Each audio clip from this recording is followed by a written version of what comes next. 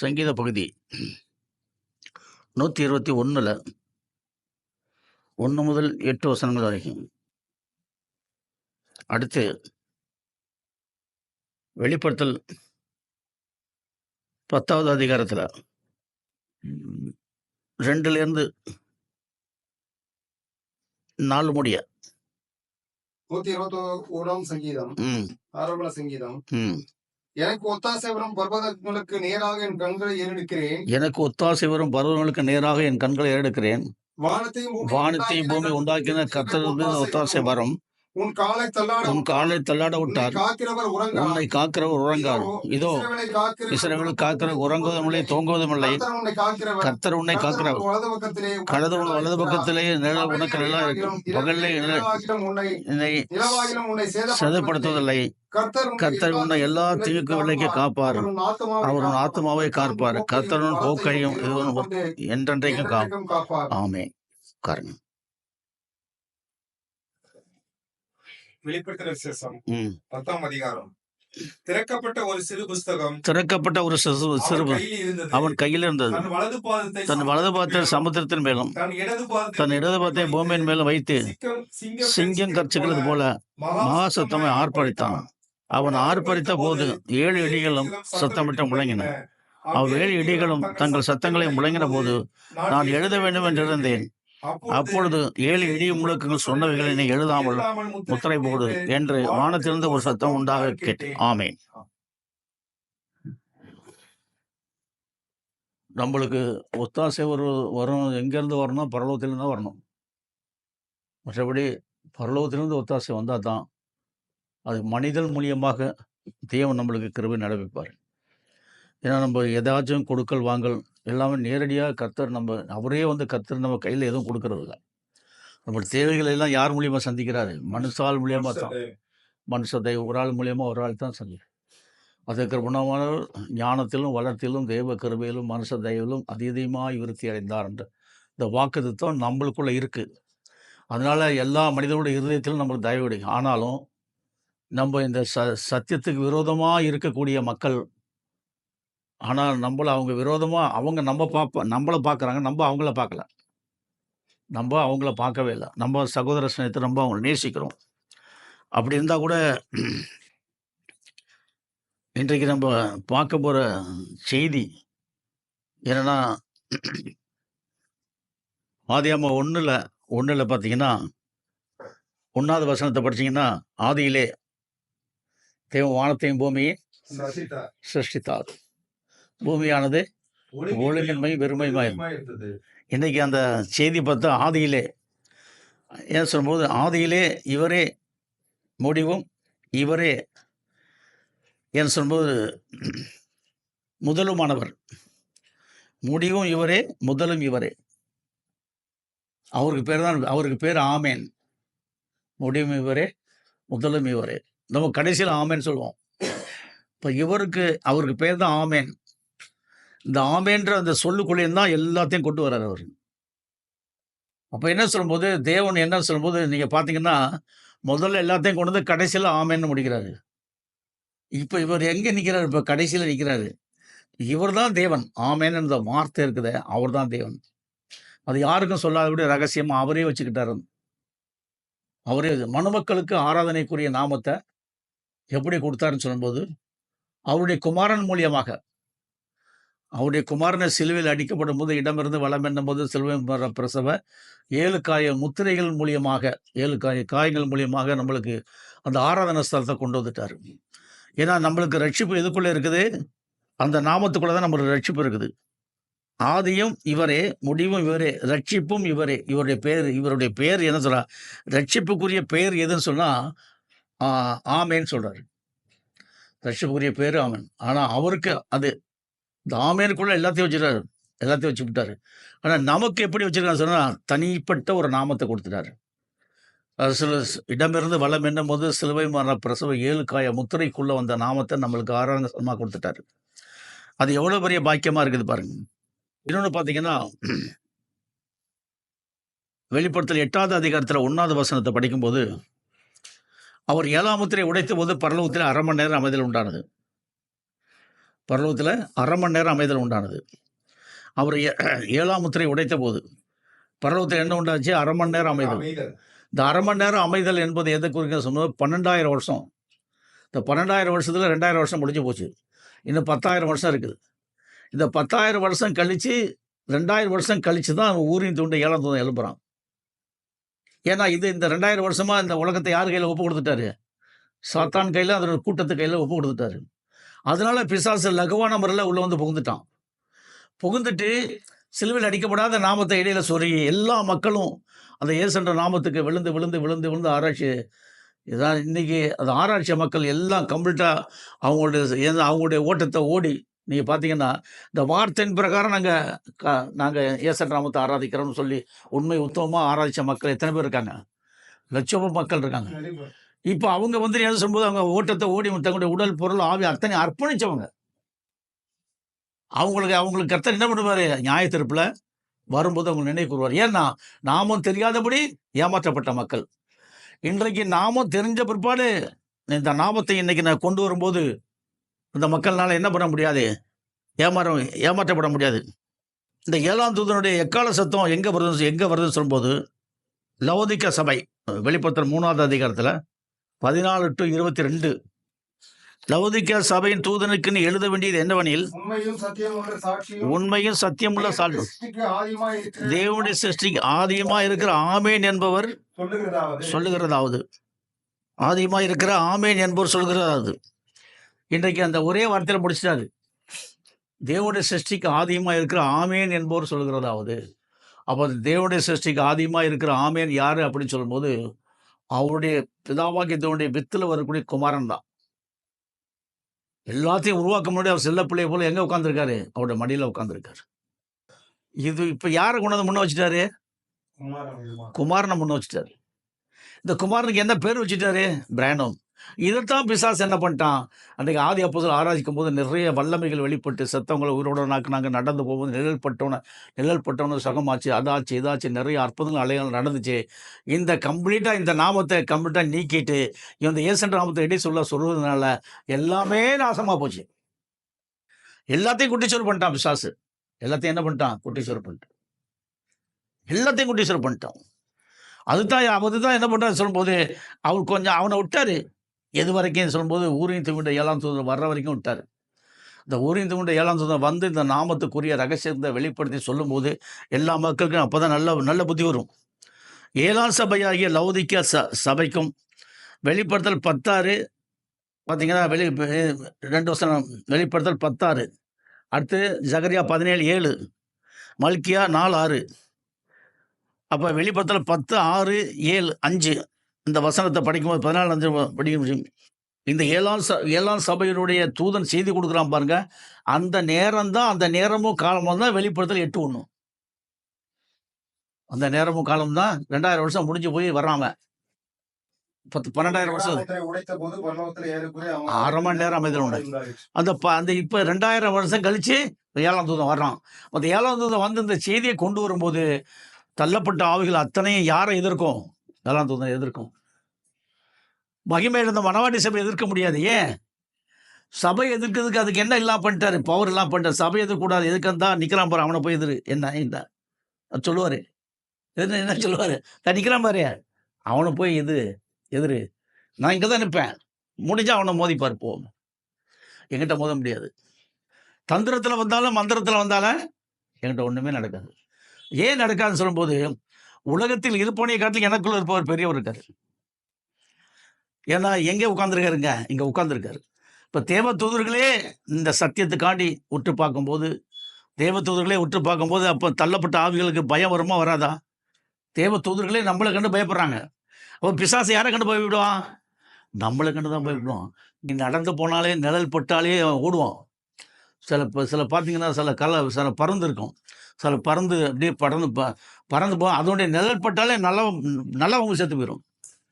இது செத்த பிற்பாடு அது தெரிஞ்சிருந்தது. அதுக்கு நம்ம நிழல் பட்டு ஒரு பாம்பு செத்து போகிறது கீழே வந்து அந்த பாம்பை தூக்கி போய் குத்தி தின்றோம்.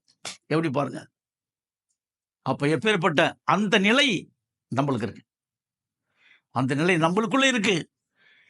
சத்தியத்துக்குள்ள வர்றவங்களுக்கு இருக்கு. உண்மை உத்தமமா சத்தியத்துல வந்து சத்தியத்துல எழும்பணும். உண்மை உத்தமமா எழும்ப எழும்ப எழும்ப சத்துரு என்ன பண்ணுவான்? வெட்கப்பட்டு போயிடுவான். அத தெளிவா சொல்றாரு. அப்ப என்ன சொன்னா வெளிப்படுத்தல் 10:6ல இனி காலம் சொல்ற தேவன் தம்முடைய தீர்க்க சுவிசேஷத்தை ஏழாந்தோடைய சத்தத்தின் நாட்கள்லயே அவன் எக்காலம் உதப்ப என்னது? தேவ ரகசியம். இந்த தேவ ரகசியம் தான் சிலுவை பட்டியல் உபதேசம். தேவ ரகசியம் எதை சொல்றாரு? சிலுவை பற்றிய 7 உபதேசம்.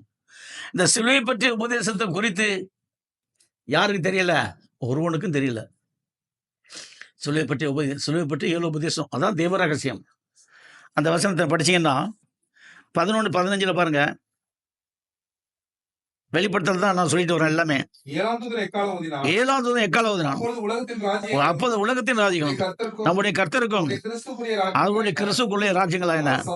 அவர் சதா காலங்களிலும் ராஜ்யபரம் பண்ணுவார். வானத்திலிருந்து இப்ப 7ஆம் தூதன் எக்காலம் ஊதும் போது செய்தியை சிலுவை பற்றி உபதேசத்தை நான் கொண்டு வரும்போது சத்துருக்கு சரியான அடி. ஒன்றும் 2வது என்ன சொல்லும்போது இந்த இயேசுன்ற நாமத்தை ஆராதிக்கிற மக்களுக்கு எல்லாருக்கும் அடி. இந்த செய்தி போனோன்னு பாருங்க, எல்லாருக்கும் என்ன வந்துடுது? ஒரு பயம் வந்துடுது. என்ன வந்து சொல்லும்போது சிலுவையில் அடிக்கப்படாத ஒரு நாமத்தை ஆராதிக்க கூடாது.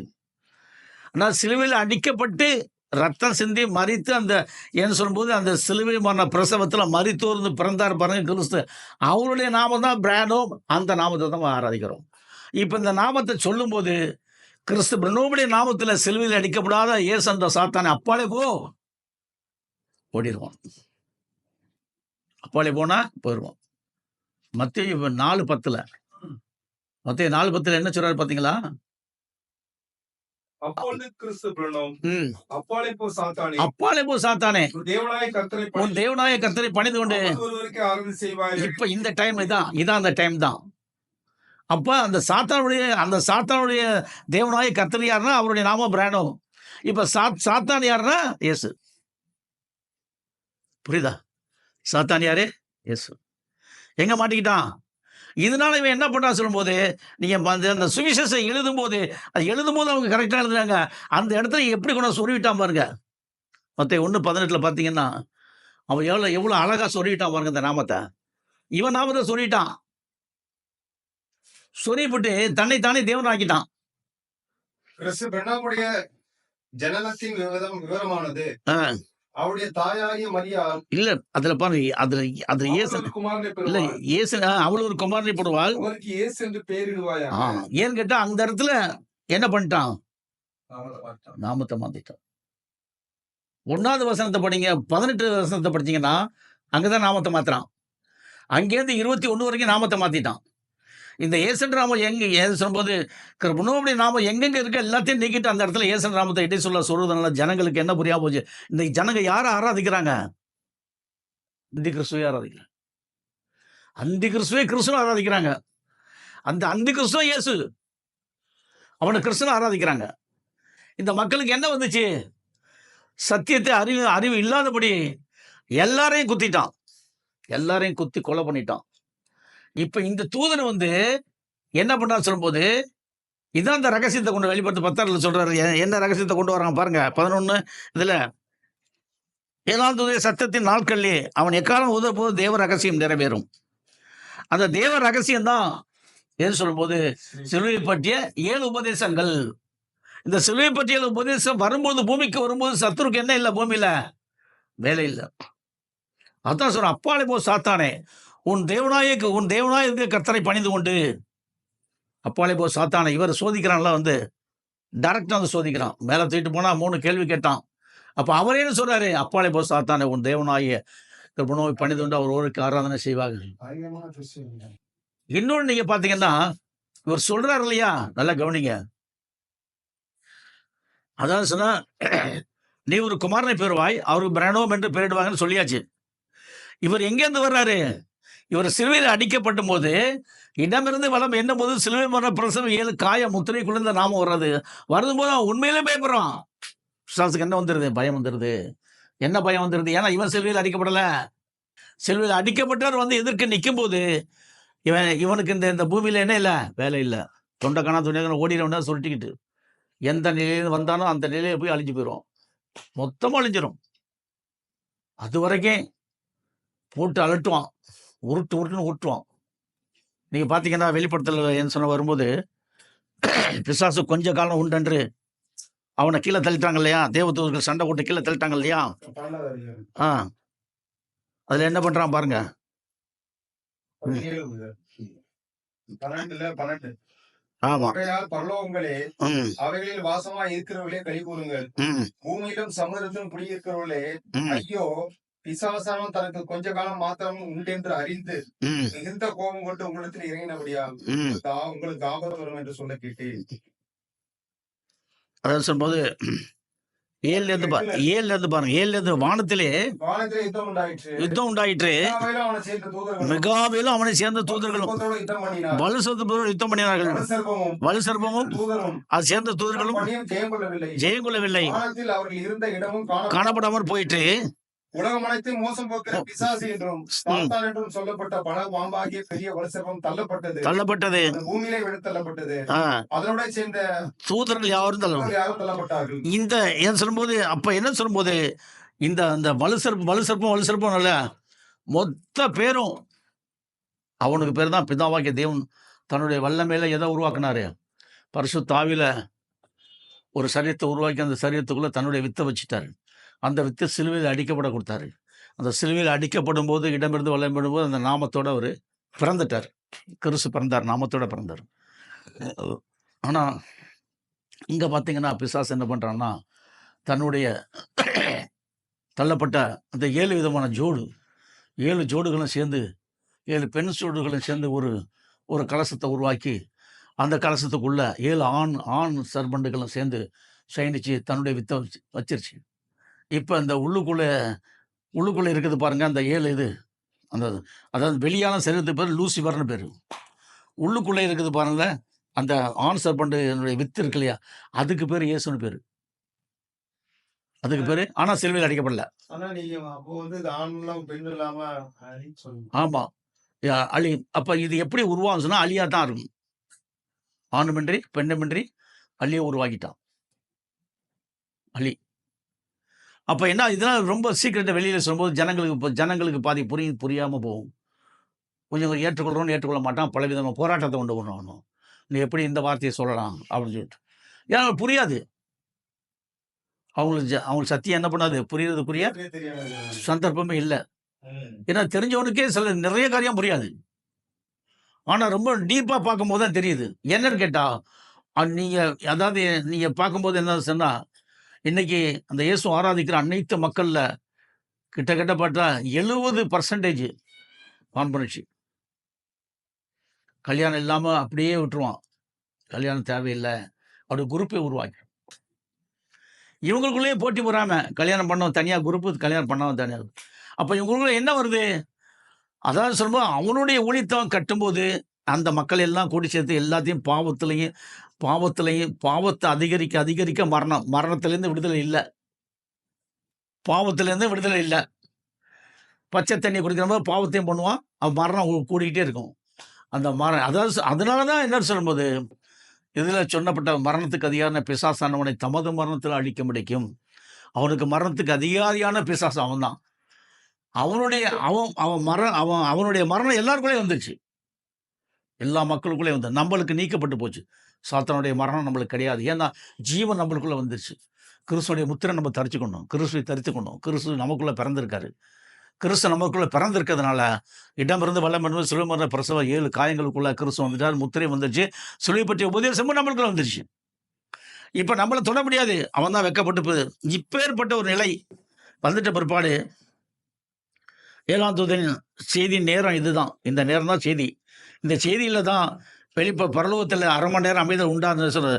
10,000 வருஷம் 2000 வருஷம் முடிஞ்சு போய் இந்த 2000 வருஷத்துல அந்த ஊரையும் தும்மி கொண்ட 7ஆம் தூதன் பரிசுத்த வேதகாமத்தில் உள்ள 66 ஆகமத்தில் ரகசியங்களை மறைபொருளையும் வெளிப்படுத்தும் போது இங்கே பார்த்தீங்கன்னா வெளிப்படுத்தல் 3ஆவது அதிகாரத்தில் 14-22 லவோதிக்கா சபையின் தூதனுக்கு நீ எழுத வேண்டியது என்னவெனில், உண்மையும் சத்தியமுள்ள சாட்சியும் தேவனுடைய சிருஷ்டிக்கு ஆதியமாக இருக்கிற ஆமேன் என்பவர் சொல்கிறதாவது. இந்த சபைக்கு கொடுக்கிறார். இந்த சபையில் உள்ள பரிசுத்தவான்களுக்கு இந்த செய்தி. லவோதிக்கா சபையினுடைய அந்த வசனத்தை நல்லா படிங்க. லவோதிக்கா சபை தூதனுக்கு எழுத வேண்டியது என்ன? லவோதிக்கா சபையின் தூதனுக்கு எழுத வேண்டியது என்னவெனில், உண்மையும் சத்தியமுள்ள உண்மையும் சத்தியமுள்ள சாட்சியும் தேவனுடைய சிருஷ்டிக்கு ஆதியமா இருக்கிற ஆமென் என்பவர் ஆமேன் என்பவர் சொல்கிறதாவது. சொல்லிவிட்டு என்ன சொல்றாரு, இந்த சபையில எப்படி, இந்த லவோதிக்கா சபை எப்படி இருக்குது, இந்த லவோதிக்கா சபை லவோதிக்கன் காலத்துல இருந்து ஏழாவது சபை தான் ஆரம்பமே. இப்போ முதல் சபை எது? லவோதிக்கா சபை தான் 7. இந்த 7ஆவது சபை தான் முதல் சபையா வருது. ஆமா, கவுண்ட் டவுன்ல வருது. இந்த கவுண்ட் டவுன்ல 7ஆம் சபை வந்து 7 சபைக்குள்ள ரகசியத்தையும் 7 எக்காலங்களையும் 7 இடிமுழக்கங்களையும் எல்லா செய்தியும் சொல்லிடுவான். எல்லாரும் கடாய் மக்களுக்கு மத்தியில் போயிட்டே இருக்கும். என்ன சொல்ல போயிட்டே இருக்கும். அப்போ நம்மளுக்கு எனக்கு பின்னாடி 6ஆம் தூதன் வர்றான். நம்ம காலம் முடிச்ச பிற்பாடு அப்புறம் 7ஆம் தூதன் வருவான், 5ஆம் தூதன் வருவான், 6க்கு அடுத்து 5 வருவான், 4 வருவான், 3 வருவான், 2 வருவான், 1 வருவான். அப்போ இந்த இடைப்பட்ட காலங்கள், இந்த 10,000 ஆண்டுகளுக்குள்ளாக இந்த சத்தியம் முழுதும் வெளிப்பட்டு இந்த மக்களுக்கு என்ன வரும், இந்த சபை வளர வளர வளர வளர வளர சத்துரு என்ன பண்ண முடியாது, மேற்கொள்ள முடியும். அதைத்தாங்க சொல்றாரு. வெளிப்படுத்தல் 4வது அதிகாரத்தில் 10வது வசனத்தில் சொல்றாரு, பிசாசு நம்மளை தொட முடியாது. அப்பாலை போ சாத்தானே, மத்தேயுவில் சொல்றாரு, அப்பாலை போ சாத்தானே, உன் தேவனாய கர்த்தரை பணிந்துண்டவர் ஒருவருக்கு ஆராதனை செய்வாக என்று எழுதியிருக்கிறதே அப்படின்னு சொல்றது யாருன்னு சொல்லும்போது அவர் சொல்றாரு, பிரணவம் சொல்றாரு. ஆனா அந்த அந்த அந்த சாத்தான் பணிந்து கூடிய கர்த்தர் யாரு? சிலுவையில் அடிக்கப்படணும். அவர் அப்ப சிலுவையில் அடிக்கப்படல. சிலுவையில் அப்போ அவர் அடிக்கப்படல. சிலுவையில் அடிக்கப்பட்டு சிலுவை மரண பிரசவத்தில் மரித்து வந்து பிறக்கிறார் இல்லையா, அவரை தான் சத்துரு பணிந்து கொள்ளணும். ஏன்? ரட்சிப்பு அவருக்குள்ளதான் இருக்குது. ஆனா இப்ப அவர் சிலுவையில் அடிக்கப்படல. அப்பா சிலுவையில் அடிக்கப்படல. நீங்க ஒரு ஓமானம் பார்த்தீங்கன்னா அப்படியே மலை மேல அப்படியே நடந்து போறாரு. நடந்து போய் இரவு ஃபுல்லாக ஜெபம் மட்டும் மறுபடியும் அந்த இடத்துல நடந்து வந்து கடல் மேல் நடக்கிறாரு. உத்தேசத்தை பார்த்துட்டான். ஏரியானால் நான் நடந்து வரேன் வாடான்னாரு. கொஞ்சம் தூரம் வந்தால் கீழே விழுந்துட்டான். என்ன அப்படி சொல்லும்போது, ஏன்னா அவரு கிறிஸ்துவால் எல்லாம் முடியும், எல்லாம் நடக்கும். ஆனால் அதே அதிகாரத்தை நம்மளுக்கு கொடுத்துருக்காரு. என்னை விசுவாசிக்கிறவன் நான் செய்யக்கூடிய கிரியைகளை தானும் சாவுகளை பிறகு நம்ம கடல் மேல் நடந்துட முடியுமா? அந்த அதிகாரம் நம்மளுக்கு கொடுத்துட்டாரா? இல்லை. கடல் என்பது என்ன சொல்லும்போது, வலது பார்த்து எங்கே தூக்கி வைக்கிறார்? சமுத்திரத்தில். இடது பார்த்து எங்கே வைக்கிறார்? பூமியில். கடல் என்பது ரட்சிக்கப்படாத ஜனங்க. கடல் என்பது ரட்சிக்கப்படாத ஜனங்க. பூமி என்பது ரட்சிக்கப்பட்ட ஜனங்க. வலது பார்த்து அதான் அங்கே வச்சுட்டாரு. இந்த ரட்சிக்கப்படாத மக்களுக்கு மத்தியில் இவங்களை சத்தியம் சொல்லி கொண்டு வந்து எங்கே சேர்க்கணும்ப்பா? இடது பார்த்துக்கணும் சேர்க்கணும். இதுதான் மகிமடைந்த மணவாட்டி சபை. கட்சிக்கிற சிங்கத்தை போல கட்சிக்கிறாரு. அவருடைய முகம் எப்படி இருக்கு? சூரியனை போல பிரகாசிக்கணும். ஒரு திறக்கப்பட்ட சிறு புஸ்தகத்தை கையில் வச்சுட்டு 7 முத்தையை உடைச்சிட்டார். அப்போ எப்பேற்பட்ட கிருபிக்குள்ளாக நம்மளை இன்னைக்கு கொண்டு வந்திருக்காருன்னு பார்க்கும்போது ஆச்சரியமா இருக்குது. எழுத வேண்டிய சொல்லிட்டாரு, உன் கிரியைகளை அறிந்து அடுத்த அப்படி படிச்சுட்டு வாங்க. உன் கிரியைகளை அறிந்திருக்கிறேன். நீ குளிருமல்ல அனலுமல்ல. நீ குளிர் அனலாவது இருந்திருந்தாலும் இப்படி நீ குளிருமின்றி அனலுமின்றி வெதுவெதுப்பா இருக்கிறபடினால் உன்னை வாய் நின்று வாந்தி பண்ணி போடுவேன். அதாவது என்ன சொல்லும்போது, ஃபர்ஸ்ட் லவோதிக்கா சபை தான் வருது. இந்த லவோதிக்கா சபை மூலியமா தான் எல்லா சபைக்கும் என்ன செய்தி போகுது? லவோதிக்கா சபை மூலியமா தான் செய்தி போகுது. இந்த எபேசு சபையிலேருந்து லவோதிக்கா இந்த 7 சபையின் செய்தியை மொத்தமும் கொடுக்கறது யாரு கொடுக்குறான்? 7ஆம் தூதன் மூலியமா தான் ரெவலேஷன் வரணும். அதை அவர் கொடுக்கறது வெளிப்படுத்தல் 1வது அதிகாரத்தில் 10வது வசனத்தில் நிற்கிறார்ல, அவர் தான் சொல்றாரு. அவர் தான் கொடுக்குறான். ஏன்னா யோவான் அவர் பாதத்தில் செத்தவனை போல விழுந்தன்னு சொல்றான். அவர் தான் கொடுக்குறாரு. செய்தியெல்லாம் அவர் தான். எபேசு சபையின் தூதனுக்கு எழுதுகிறதாவது ஒவ்வொரு தூதனுக்கும் அவர் தான் மெசேஜ் கொடுக்குறாரு. இந்த மெசேஜ் கொடுக்கும்போது அந்த 7ஆம் சபையின் தூதனுக்கு அவர் மெசேஜ் தரும்பொழுது என்ன சொல்றாரு நீங்க பார்த்தீங்கன்னா 14வது வசனம், என்னவெனில் உண்மையும் சத்தியமுள்ள சாட்சியம் சொல்லுகிறதாவது அறிந்திருக்கிறேன். ஏன் கேட்டா என்ன அப்படி சொல்லும்போது, முதல்ல கவுண்ட் டவுன்ல வருது சபை. கவுண்ட் டவுன்ல வர்ற சபைக்கு அவர் என்ன சொல்லும்போது, முதல்ல எல்லா ஜனங்களும் எப்படி இருக்காங்க? பாவத்திலும் அக்கிரமத்திலும் இருக்காங்க. நம்ம சபை இந்த 7ஆம் சபையின் மூலியமாக 7ஆம் தூதன் சொல்லக்கூடிய செய்தியின் மூலியமாகத்தான் நம்ம இந்த சபையில் உள்ள மக்கள்லாம் ரட்சிக்கப்படணும். அது ரட்சிக்கப்படாத ஜனங்களுக்கு இந்த செய்தி. புரியுங்களா? ரட்சிக்கப்படாத ஜனங்களுக்கு இந்த செய்தி மூலியமாக அந்த ஜனங்க ரட்சிக்கப்படணும். இந்த செய்தி மூலியமாக அந்த ஜனங்க ரட்சிக்கப்படணும். ரட்சிக்கப்படாத ஜனங்களுக்கு இந்த செய்தியை சொல்லி அவங்களுடைய ஆத்மாவை பலப்படுத்தணும். சத்தியத்தை சொல்லும்போது அந்த சத்தியம்தான் விடுதலையாக்கும். அந்த சுழியப்பற்றியல் உபதேசம் தான் சத்தியம். அந்த சத்தியம் தான் விடுதலையாக்கும். இப்போ நம்மளுக்கு என்னென்ன சொல்லி கொடுத்தாரோ எல்லா சத்தியத்தையும் அவங்கள வச்சு புரிய வைக்கணும். புரிய வைக்கும்போது அவங்களுக்கு என்ன வந்துடுது? கொஞ்சம் கொஞ்சமாக தான் சத்தியம் புரியும், உடனடியாக புரியாது. சத்தியத்திற்கு சத்தியம் விடுதலையாக்கும். சத்தியம்னா என்ன? யார்ட்டையும் கேளுங்க. இயேசு தான் சத்தியம்பான். அந்த இயேசுன்ற நாமம் இடைச்சொல்ல வந்துருச்சே, அது எப்படி சத்தியமாக இருக்க முடியும்? சத்தியத்துக்கு விரோதமான காரியம். அது பார்க்கும்போது இப்போ நீ குளிர் மண்டி அனல் மண்டி இருக்கிற வெதுப்பாக இருக்கிறவனுக்கு உன்னை வாய் நின்று வாந்தி பண்ணி போடுவேன்னு சொல்றாரு. அதாவது என்ன அப்படி சொன்னா, இப்போ ஏழாம் சபை முதல்ல வரும்போது இந்த ஜனங்க எப்படி இருப்பாங்க? சத்தியம் தெரியாது இல்லையா? அப்போ இந்த சத்தியத்தை பலப்படக்கூடிய தூதன் வரும்பொழுது இந்த தூதனுக்கு எல்லாத்தையும் சொல்லி இந்த தூதன் மூலியமாக இந்த சத்தியம் அந்த மக்களுக்கு போய் அவங்க பலப்பட்டு அவங்க ஞானஸ்தானம் எடுத்து அந்த சத்தியத்தில் வந்த பிற்பாடு தான் இந்த குளிர் அனல் எல்லாம் போயிடும். அப்போ இவங்களுக்குள்ள யார் வந்து உட்காந்துரா? கிறிஸ்துவே வந்து உட்காந்துறாரு. இப்போ இவங்க பயமின்றி தேவ தூதர்களே இவங்களுக்கு பணிவிடை ஆவிகளாகவும் பயமின்றி நம்ம சத்தியத்தை சொல்லக்கூடிய பெரிய ஒரு போக்கு இங்கே நம்மளை கொண்டு பண்ணுறாரு. அதுக்கு முன்னாடி நம்ம எப்படி இருந்தோம் அதை இங்கே சொல்கிறாரு.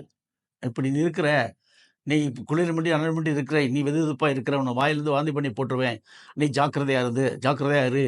அப்போனா யாரை கொண்டு சொல்கிறாங்க? 7ஆம் தூதன் மூலியமாக அந்த சத்தியம் வரும்போது நீங்கள் அதை பலப்படுங்க. அடுத்து என்ன சொல்கிறாரு? நீ நிர்வாகிக்கம் உள்ளவனும் பரிதபிக்கப்படத்தக்கவனும் தரித்திரனும் குருடனும் நிர்வாணமாக இருக்கிறதை அறியாமல். இந்த லட்சணத்தில் தான் நம்ம இருந்தோம். முதல்ல நீங்கள் எப்படி இருந்தீங்க? இந்த லட்சணத்துலாம் இருந்தோம். நம்ம அறிய முடியல. எனக்கு அறிய வைக்கிறாரு, என் மூலியமா உங்களுக்கு அறிய வைக்கிறார். இனிமேல் கொண்டு இந்த இந்த இந்த லௌகிக சபையின் காலத்தில் நம்ம தெரிஞ்சுக்கிட்டோம், நம்மளுக்கு வரக்கூடிய மக்கள் எல்லாம் எந்த லெவலில் இருக்கிறாங்க, இந்த லெவலில் இருக்கிறாங்க. இதை நீ நல்லா கவனிச்சு. அப்போ அவங்க எந்த நாமத்தை ஆராதிக்கிறாங்க 2000 வருஷமா? அப்போ அவங்களுக்கு என்ன இல்லை? ரட்சிப்பு இல்லை. நம்மளுக்கு என்ன வந்துருச்சு? ரட்சிப்பு வந்துருச்சு. இப்போ இந்த நிலை நம்மளுக்கு நீக்கப்பட்டாச்சு. நல்லா கவனிங்க, இந்த நிலை நம்மளுக்கு நீக்கப்பட்டாச்சு. நம்ம ரட்சிக்கப்பட்டிருக்கிறோம். ரட்சிக்கப்பட்ட நம்ம இந்த மாதிரி கேவலமா இருக்கிற ஜனங்களை, இந்த ஜனங்க இப்போ பூமியில் இருக்க ஜனங்க எப்படி இருக்காங்க? இந்த மாதிரி கேவலமா இருக்காங்க. நம்மளும் இந்த மாதிரி கேவலமா தான் இருந்தோம். நம்மளை மீட்டுட்டாரு. நம்ம எப்பேற்பட்ட கிருபைக்குள்ள வந்துட்டோம்னு பார்த்துங்க. அப்போ இந்த ஜனங்களை தான் நம்ம கொண்டு வரணும். இப்போ ஏழாம் தூதன் முதல்ல சப்ஜெக்ட் வந்துட்டோம். இப்போ அந்த லவோதிக்கா சபையின் காலம் எப்பேற்பட்ட காலமாக இருக்குன்னு சொல்லும்போது சாத்தானுடைய காலம். சாத்தான் எல்லாத்தையும் பற்றி பிடிச்சிட்டான். எல்லா ஜனங்களும் யாருக்கு அடிமையாக இருக்காங்க? தள்ளப்பட்ட இல்லை, சாத்தானுக்கு. அவன் தான் பூமியில் சிங்காசனம் போட்டு உட்காந்துட்டானே. 3வது வானத்திலையும் அவன் தான் சிங்காசனம் போட்டு உட்காந்துருக்கான்.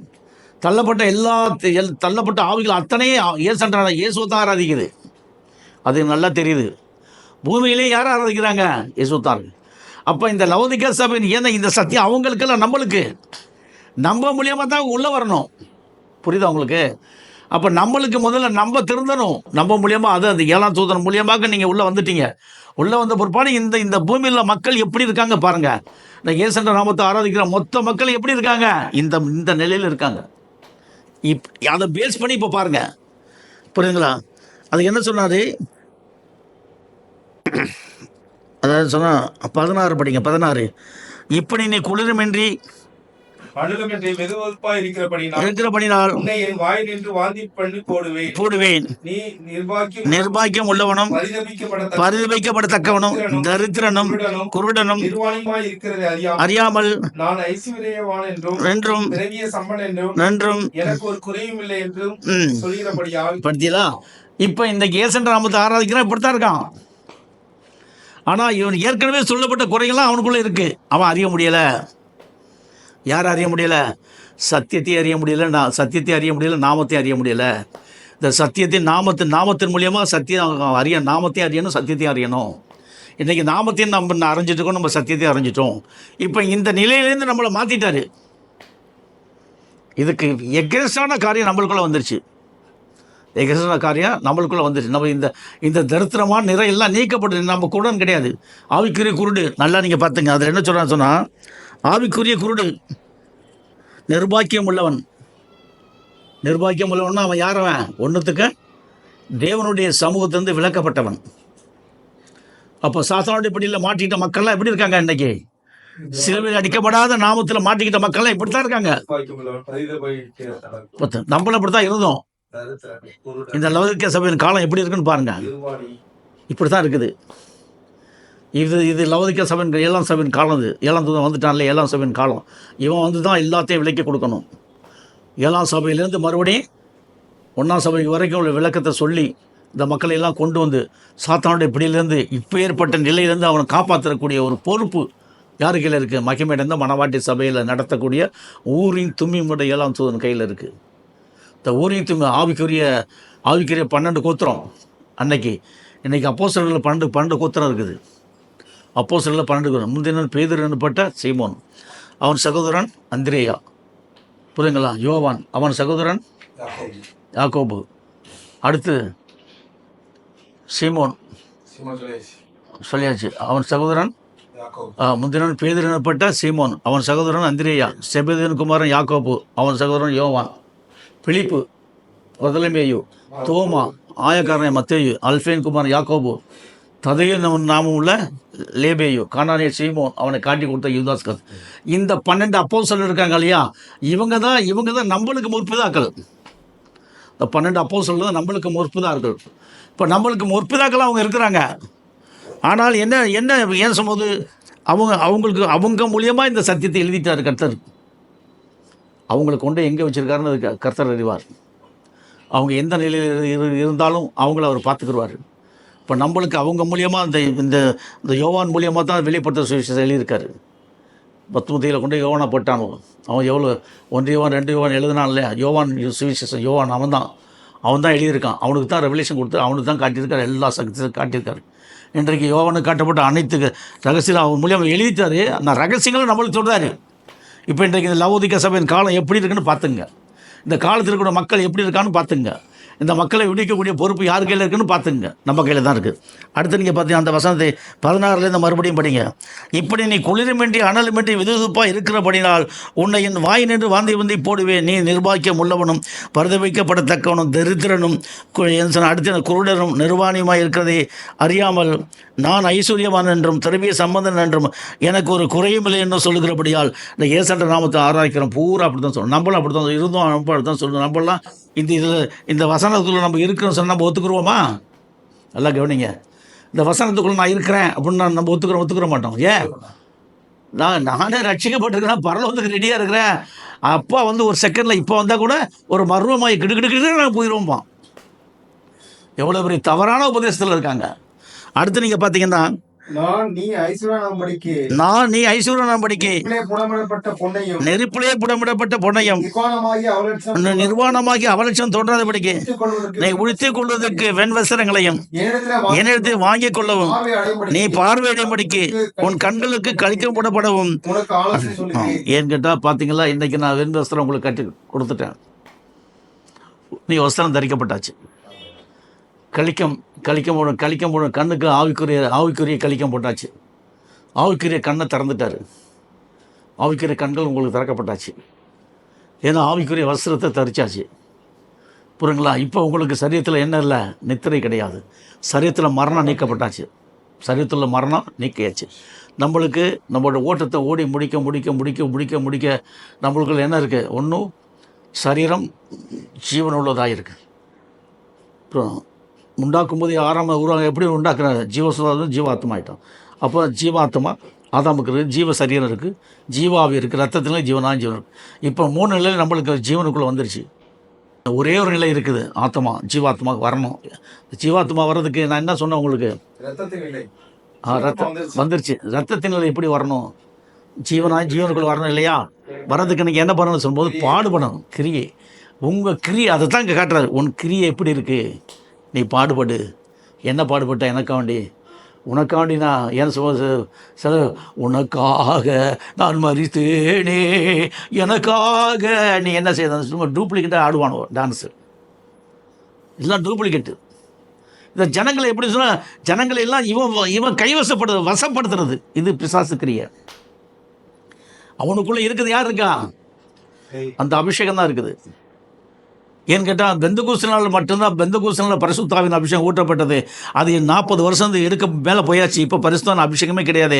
இப்போ என்ன அபிஷேகம் ஊற்றப்பட்டிருக்குது? சாத்தானுடைய அபிஷேகம் தான் ஊற்றப்பட்டிருக்குது. சாத்தானுடைய அபிஷேகம் ஊற்றப்பட்டோம்னா அவன் சத்தியத்தை புரிய வைப்பானா? ஏன்னா அந்த ஏசென்ற நாமத்தை ஆராதிக்க எந்த அபிஷேகம் அவனுக்குள்ளே இறங்குது? பிசாசின் ஈவில் ஸ்பிரிட், தள்ளப்பட்ட ஆவிகளுடைய அபிஷேகம் அது அவனுக்குள்ளே ஊற்றப்படுது. நீங்கள் பார்த்தீங்க, அவன் அற்புதம் பண்ணுவான். வலு சர்ப்பத்தின் வாயிலிருந்தும் மிருகத்தின் வாயிலிருந்தும் கள்ள தீர்க்கத்தின் வாயிலிருந்தும் 3 தவளைகளுக்கு போன ஆசுத்தாவிகள் புறப்பட்டு வர கண்டேன். அவைகள் அற்புதங்களை செய்யக்கூடிய இந்த ஆவியின் அபிஷேகம் தான் ஊற்றப்படுது. நீங்கள் பார்த்தீங்கன்னா அந்நிய பாஷை பேசுகிற கவனிச்சு பண்ணுறான். அந்த தவக்கால ஆவி எப்படி பேசும் அதே மாதிரியே பேசுவோம். அதே தான். அப்போ இவங்களுக்கு பரிசுத்தாவிக்கு அவங்களுக்கு என்ன இல்லை, சம்பந்தமே கிடையாது. ஏன்னா அது அற்புதங்களை செய்யக்கூடிய ஆவி. இந்த அற்புதம் பண்ணவொன்னே ஜனங்க என்ன பண்ணுறாங்க? லட்சுமிமா அது காலைல சின்ன ஒரு பொண்ணு வந்திருக்கும். இவன் சொன்னா தான் நடக்குமே. இவனுக்குள்ளே இருக்குது யாரு? பிசாசின் ஆவியில் உட்காந்துருக்குது. அது டச்சு பண்ணும். தொட்டவுடனே உடனே ஸ்டேஜுக்கு தூக்கிடுவான். இந்த மாதிரி மோடி மோசன் அற்புதம் ஒரு 4-5 அற்புதத்தை பண்ணிவிட்டு சத்தியத்துக்கு அவனுக்கு அந்த மேடை பிரசங்கம் பண்ணுறான்ல, சத்தியத்துக்கு அவனுக்கு என்ன இல்லை, சம்பந்தமே கிடையாது. சத்தியத்துக்கு அவனுக்கு சம்பந்தமே. அப்போ இவனுக்குள்ளே இவனை வல்லமையாக எடுத்து பயன்படுத்துறது. இந்த வலு சர்ப்பத்தின் வாயிலும் மிருகத்தின் வாயிலும் கள்ள தீர்க்கத்தின் வாயிலும் பொருட்கள் 3 தவளைகளுக்கு போன அசுத்தாவி பிசாசின் ஆவி அவனை அற்புதம் மோடி மனுஷன் அற்புதம் பண்ண வச்சு சத்தியம் அறிய முடியாதபடி எல்லார் கண்ணையும் குள்ளாக்கிட்டான். எல்லார் கண்ணையும் குள்ளாக்கிட்டான். உலகம் பூரா குள்ளாக்கி இந்த மாதிரி உலகம் பூரா எழுப்பியிருக்கான். நல்லா கவனிங்க. சிலுவையில் அடிக்கப்படாத ஒரு நாமத்துக்கு பெரிய பெரிய சபை, பெரிய கூட்டத்துக்கு அளவே இல்லை. அப்படி கிடந்து குதிக்கிறாங்க. மானா வாரியா நானும் போய் பார்ப்பேன். அவங்க குதிக்கிற குதியெல்லாம் பார்த்துமோ எனக்கு ரொம்ப மனசு கஷ்டமாக இருக்குது. நம்ம வாயை திறக்க முடியுமா? ஏன் திறக்க முடியாது சொன்னால் அவன் குதிக்கிற குதி வாட்ஸ்அப் மூலியமாக தான் வெளியில் அனுப்பணும். வெக்கப்பட்டு ஓடியாரணும் சத்தியத்துக்காண்டி. அவன் என்ன கேட்குறான்? பிச்சார் இருந்துரு அடையாளத்தை தேடுதானு. நீ அப்போ நாங்கள் அடையாளம் பண்ணுவேன். நீ என்ன அடையாளம் பண்ண? பிசாசு ஆவியை கொண்டு அடையாளம் பண்ணுறது இல்லை. நீ ஆராதிக்கிற தேவன். ஏன் நீ ஆராதிக்கிற தேவனே யாராக இருக்கிறாரு? பிசாசுகளுக்கு தலைவனே அவர் தான். பூமியிலேயும் தலைவர் அவர் தான். தென் திசையிலையும் தலைவர் அவர் தான். தள்ளப்பட்ட ஆவிகளுக்கே தலைவர் அவர் தான். அப்படி பூமியில் உள்ள மக்கள் எல்லா மக்களுக்கும் தலைவர் அவர் தான். ஏன் அற்புதம் பண்ண மாட்டார்? மோடி மனுஷன் அற்புதம் தான் இது. ஒடிஞ்சு போச்சு. அப்போ அந்த காலத்தில் செத்தவங்களை உயிரோடு எழுப்பினாங்க. இந்த காலத்தில் யாரும் அப்படிலாம் எழுப்ப முடியாது. இதில் வேற சில பேர் அது வேண்டாம். பார்த்தீங்கன்னா அது சொல்ல இருப்பாங்க. நான் நேசிக்கிறவர்களோ இருங்க 18வது வசனத்தை படிங்க.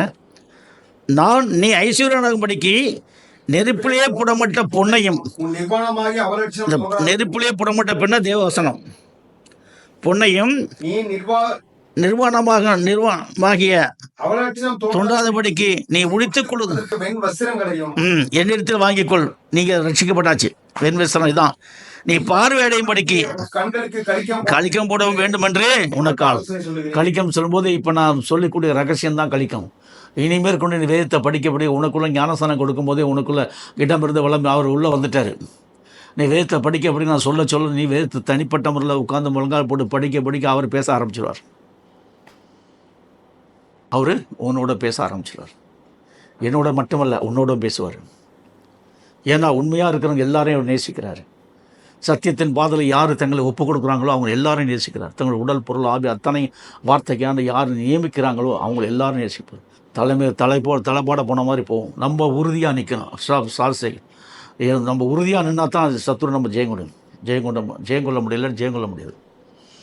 கொள்ள முடியாது. அடுத்தது பார்த்தீங்க, அடுத்த வசனம் படிங்க 19. நான் நேசிக்கிறவர்கள் இவர்களோ அவரை கடிந்து கொண்டு சிச்சிக்கிறேன். ஆகையால் நீ ஜாக்கிரதையாக இருந்து மனம் திரும்பும். ஏன்னு கேட்டால் நம்மளுக்கு சிக்ஷை வரும். நம்மளை ரொம்ப நேசிக்கிறார். கடிந்து கொண்டு சிச்சிக்கிறார். கடிந்துனா இப்போ நான் சத்தியம் சொல்கிறேன்ல, இதுதான் கடிந்து கொள்ளுதல். சத்தியத்தை அறிந்து சத்தியத்துக்குள்ளாக நம்ம உள்ளே போகிறது. அப்போ நீ வர முடியாதபடி இருக்குது, வர முடியாது ஒன்று சத்தியம் இவ்வளோ கேட்டால் கூட மறுபடியும் நீங்கள் செயல்பட முடியாதபடி பல தொந்தரவுகள் சத்தியங்களை கொண்டு வருவான் பிசாசு. எல்லாத்தையும் தள்ளி விட்டுட்டு தான் நம்ம நிற்கணும். ஏன்னா நீங்கள் பார்த்தீங்கன்னா ஒவ்வொரு குடும்பத்தில் நடக்கக்கூடிய காரியங்கள்லாம் பார்க்கும்போது எனக்கு கண்ணில் தான் தண்ணி வரும். இதோ வாசற்படியில் நின்று கதவை தட்டுகிறேன், ஒருவன் என் சத்தத்தை கேட்டு கதவை திறந்தால் அவனிடத்தில் நான் பிரவேசித்து அவனோடு போஜனம் பண்ணுவேன், அவனும் என்னோட போஜனம் என்பதை என்ன சொல்லும்போது அவர் சொல்கிறார், அன்று ராத்திரியிலே அப்பத்தை எடுத்து பிட்டு நீங்கள் வாங்கிய புசைகள் உங்களுக்காக பிற்கப்படுகிற அப்பம் சொல்கிறார் இல்லையா, போஜனம். அப்போ நீங்கள் மாம்சம் ரத்தத்தை அந்த வசனம் நல்லா படிங்க. நான் நேசிக்கிறவர்களோ அவர்களை கடிந்து கொண்டு சிரிச்சுக்கிறேன். அடுத்த வசனம் தான் ஒருவன் சத்தத்தை கேட்டு திறந்தால் இப்போ நான் சொல்கிறேன்ல சத்தியம், அதான் வாசப்படலாம் தட்டுறாரு. உங்களை உட்கார வச்சு என் மூலியமாக சத்தியத்தை சொல்கிறாரு. அதான் வாசப்படு கதவை தட்டுறது. இந்த சத்தியத்துக்கு நீ திறந்து கொடுத்தீங்கன்னா, இருதயத்தை திறந்து கொடுத்தீங்கன்னா, அது ஞானஸ்தானத்துக்குள்ளே உனக்குள்ளே அவர் வந்துட்டார். இருதயத்தை திறந்து கொடுத்த வந்துட்டார். இப்போ உன்னோடு அவர் போஜனம் பண்ணுறார், அவரோட போஜனம் பண்ணுறது. போஜனம் பண்ணுறது என்ன சொல்லும்போது இந்த இடத்துல குறி கொடுது, அவருடைய மாம்சத்தையும் ரத்தத்தையும் நாம் பானம் பண்ணுறோம். ஏன் அப்படி சொன்னால், அவருடைய வித்து நம்மளுக்குள்ளே வந்துடுச்சு. அவருடைய வித்து நம்மளுக்குள்ளே வந்துடுச்சு. அப்போ அவருடைய மாம்சமும் ரத்தமும் நம்மளுக்கு எப்படி இருக்குது, போஜனமாக இருக்குது. என் மாம்சத்தை புசித்து என் ரத்தத்தை பானம் பண்ணுறதுக்கு நித்திய ஜீவன் உண்டு, கடைசி நாள் எழுப்பேன்னு சொன்னார். நித்திய ஜீவன் நம்மளுக்கு என்ன வந்துடுச்சு, கடைசி நாள் எழுப்பேன்னு சொன்னார். ஏப்பா எப்பேற்பட்ட கிருபை, எப்பேற்பட்ட பாக்கியத்தை. இன்னும் எத்தனையோ ஆண்டு நம்ம ஓட்டத்தை ஓடி முடித்து நம்ம நித்திரையடைந்த பிற்பாடு நம்மளை எழுப்புறோன்னு சொல்கிறார். ஏன்னு தான் நித்திய ஜீவனுக்காக நம்ம முன்குறிக்கப்பட்டவர்கள். அநேக மக்களை நித்திய ஜீவனுக்காண்டி கொண்டு ஒருவன் 1000 பேர் 2 பேர் 16,000 பேரும் கொண்டு வரேன்னு சொல்லு. நீங்கள் சத்தியத்தை கேட்டு முழங்கால் படி செபிக்கும்போது உங்கள் மூலியமாக நிறைய ஆத்மாக்கள் வந்துக்கிட்டே இந்த இடமே கொள்ளாது. அந்த மாதிரி நிறைய ஆத்மாக்களை கர்த்தர் தருவார், தரப்போகிறாரு. ஆமாம், ஏன்னு கேட்டால் அப்படி ஒரு நிலை நம்மளுக்கு வச்சுருக்காரு, அப்படி நிலையை நம்மளுக்கு வச்சுருக்காரு. இப்போ நான் தனியாக போகும்போது இவங்களை பற்றிலாம் நினைப்பு போகிறானுங்க.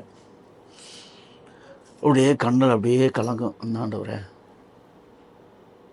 நம்ம பிள்ளைகளுக்கு நீ பரத்திலிருந்து பத்திரமில்லாத பணம் கொடுப்பா, கடன் தொழில் எல்லாத்தையும் அடைச்சிருப்பான்.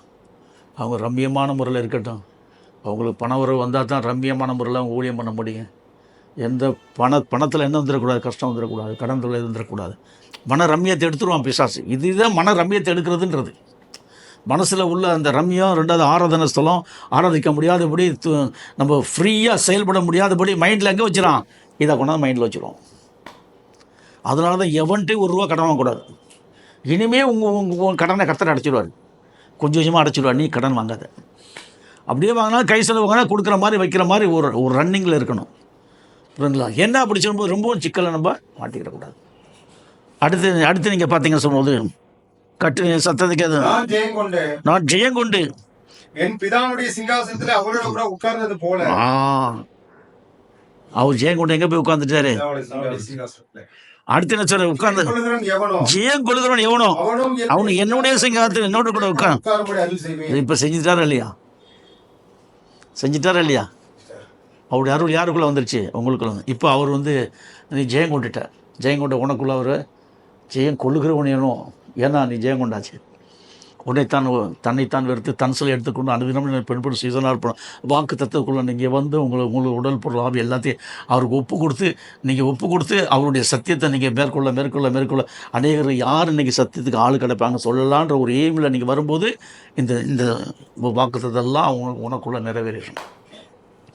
நம்மளை யாரும் என்ன பண்ண முடியாது, அசைக்க கூட முடியாது. ஏன்னா அவர் தூணாக நிறுத்துவார். நம்மளை எப்படி நிறுத்துறார், ஒரு தூணாக நிறுத்துறாரு. சத்தியத்துக்காண்டி ஒரு தூணாக நிறுத்திட்டாரு. எல்லா பேரும் வெக்கப்பட்டு அவமானப்பட்டு அசிங்கப்பட்டு போயிடுவான் நம்ம எதிர்க்க. என்ன அப்படி சொல்லும்போது, நான் ஆராதிக்கிறவன் இன்னாரென்று அறிந்து அந்த தேவனுக்கு எனக்கு ஒரு உயிரோட்டமுள்ள தொடர்பு ஏற்படுத்தி கொண்டு நம்ம ஆராதிக்கிறோம். ஆனால் மற்றவங்களுக்கெல்லாம் என்ன இல்லை, டூப்ளிகேட். நம்மளுக்கு மட்டும்தான் ஒரிஜினல் கிடச்சிருக்கு. இந்த ஒரிஜினல் என்னன்றதை நாம் தான் அறிவோம். மற்றவங்களுக்கு சொன்னாலும் மைண்டில் என்ன பண்ணாதே, ஏறாது. ஏன் அப்போ நாங்களாம் டூப்ளிகேட்டா, நாங்களாம் பரவத்துக்கு போக மாட்டோமா? எடுத்தப்பிள்ளை கேட்டு நம்மளை கண்டம் பண்ணுவோம். எடுத்தப்பிள்ளை கேட்டு நம்மளை என்ன பண்ணுவான், கண்டம் பண்ணிடுவோம். நம்ம கண்டம் பண்ணுறதுக்கு என்ன பண்ணக்கூடாது, விட்டு கொடுக்கக்கூடாது. அப்போ என்னன்னா அவங்களுக்கு என்ன புரியல. இந்த லவோதிக்கா சபையின் காலத்தில், இந்த காலத்தில் உள்ள அந்த 7ஆம் தூதன் தான் மீத உள்ள 6 சபையுடைய செய்தியும் சொல்லணும். மீத உள்ள 6 சபையினுடைய தூதனுக்குரிய எல்லா காரியத்தையும் இவனே சொல்லி எல்லாம் விளக்கிடணும். இந்த மீத உள்ள 6 தூதர்கள் எங்கேருந்து வர்றாங்க? நம்ம சபையிலேருந்து வரணும், வேறு வெளியிலேருந்து வர்றதுக்கு இல்லை. வர்றதுக்கு சந்தர்ப்பம் இருக்கா? அவங்களுக்கு இந்த சத்தியம் என்ன பண்ணாது, தெரியாது. அப்போ அவர் எங்கே வச்சுருக்காரு? இப்போ 7ஆம் தூதன் மூலியமாக இந்த சபையை உருவாக்குறாரு. மகிமையடைந்த சபை பேரன்னு கேட்டால் மகிமையடைந்த மணவாட்டி சபை உருவாக்குறாரு. இந்த சபையை ஒரு அம்மா ரிஜிஸ்டர் பண்ணி கொடுத்தா, பார்க்கணும் சொன்னல, ஒரு அம்மா ரிஜிஸ்டர் பண்ணி கொடுத்தாங்க. அவங்க இருக்காங்க, நம்ம இப்போ ரிஜிஸ்டர் ஆஃபீஸில் இருக்காங்க. அவங்க ஒரு சிஸ்டர், கிறிஸ்டின் தான். நான் ஒரே ஒரு வார்த்தை தான் சொன்னேன், முஸ்லீம் வந்துட்டேன்னு சொன்னால் உடனே அவங்க நான் ரிஜிஸ்டர் பண்ணித்தேன். அப்போவே 10 நிமிஷத்தில் நம்பர் போட்டு ரிஜிஸ்டர் பண்ணி சாப்பாடு கொடுத்துட்டேன். அப்போ எப்பேற்பட்ட ஒரு செகண்டில் ஒரு காரியத்தை முடித்து கொடுக்குறது, அதில் அவ்வளோ ரிஜிஸ்டர் பண்ணி கூட சாதாரண காரியமே கிடையாது. பல நாள் அலைஞ்சால் கூட அது கிடைக்காது. அப்போ கர்த்தருடைய கிருபை பாருங்கள், எனக்கு அப்போ ரொம்ப இருந்தது, இப்போவும் இருக்குது நம்மளுக்கு. இன்னும் என்ன அப்படி சொல்லும்போது, சத்தியத்தில் வரும்போது எல்லா பேரும் நம்மளை தெரிஞ்சு என்ன விரோதிக்கிறான். நம்ம யாரையும் விரோதிக்கலை. சத்தியத்தின் பாதையில் அவங்க நம்மளை விரோதிக்கிறாங்க, நம்ம யாரையும் விரோதிக்கலை. அடுத்து நீங்கள் பார்த்தீங்கன்னா